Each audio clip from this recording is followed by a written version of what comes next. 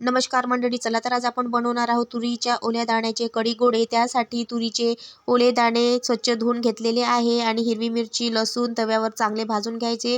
त्यानंतर दाणे सुद्धा भाजून घेतलेले आहे, थंड होऊ द्यायसाठी ठेवून दिलेले आहे आणि थंड झाल्यावर वाटून घेऊ।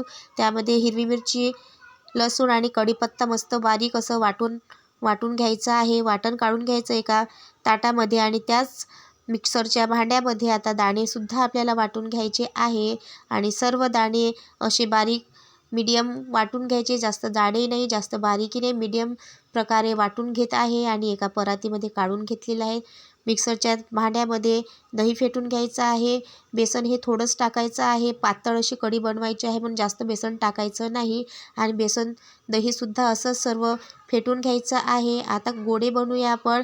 तर हे दाण्याच्या मिश्रणामध्ये वाटलेलं वाटण घालून सर्व मिश्रण एकत्र करूया आणि त्यामध्ये चवीनुसार मीठ टाकायचं आहे। वाटणात मीठ नव्हतं आणि आताच मीठ टाकायचं, नाहीतर खूप खारट होऊ शकतात आपले। आणि हे सर्व मिश्रण एकत्र करून त्यामध्ये आता आपल्याला थोडी बेसन टाकत आहे, म्हणजे बेसनाने गोड्यांना असं बाइंडिंग येईल, घट्टपणा येईल आणि थोडं लागतंच बेसन टाकायचं, एका दाबानं टाकायचं नाही। आणि मी सुद्धा लागतं टाकलेलं आहे आणि मस्त तळव्याने कणिक जशी आपण मळतो तसं हे मिश्रण मळून घ्यायचं आणि हाताची मुठीमध्ये असं दाबून पाहायचं आपला गोळा जो आहे तो बनतो की नाही म्हणून। आणि असा हातामध्ये दाबला की छान असा गोळा तयार झाला हे आपल्याला समजते, म्हणजे आपल्याला गोडे करायला हे रेडी झालेलं आहे आता मिश्रण। आणि असेच छोटे असे मस्त ग्रीन कलरचे बॉल म्हणा किंवा लड्डू म्हणा असे तयार करून ठेवायचे। एवढ्या मिश्रणामध्ये माझे 15 लड्डू बनलेले आहे आणि प्रत्येकाचा हिशावर किती येते म्हणून श्रावण काउंट पण करून ठेवलेलं आहे। आणि आता तडका द्यायचा आहे कढीला, तर 3 माप तेल टाकलेलं, जास्तच तेल टाकलेलं आहे।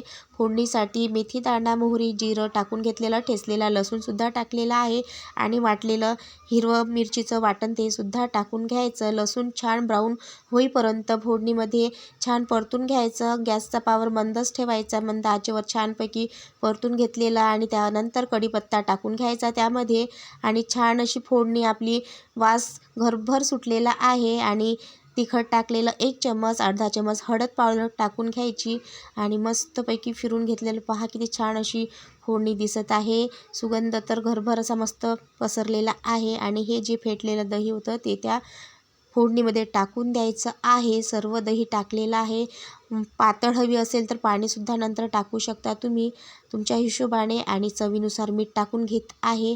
छानपैकी कढीला असा गदगदका आला की पाहू शकता किती छान खुललेली कढी आपली गदगदून आलेली आहे। आणि याच गदक्यामध्ये आपल्याला हे बॉल सोडून द्यायचे आहे, गोळे सोडून द्यायचे आणि पहा मस्तपैकी असे गोळे उकडत्या गदक्यामध्ये सोडले की कमी पावर करून नंतर 10 मिनटं मस्त मंद आचेवर शिजू द्यायचं। त्याचा कच्चापणा गोड्याचा चालला जातो मग आणि खायला खूपच छान लागते, कच्चेपणा लागत नाही गोड्यांमध्ये। आणि कढीला पहा कशी लाल मस्त अशी तरी आलेली आहे।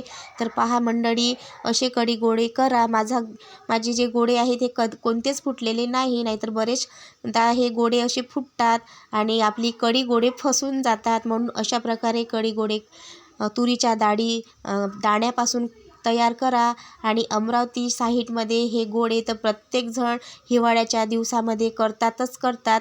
हे रेसिपी हिवाळ्यातच खूप छान अप्रतिम मस्त बनते आणि गरमागरम कढी गोडे आणि मस्त खिचडी भात भाकरी ज्याच्यासोबत खाऊशी वाटते त्याच्यासोबत खा आणि पहा मस्त एन्जॉय करा। आणि माझ्या व्हिडिओला लाईक शेअर सबस्क्राईब करा। धन्यवाद।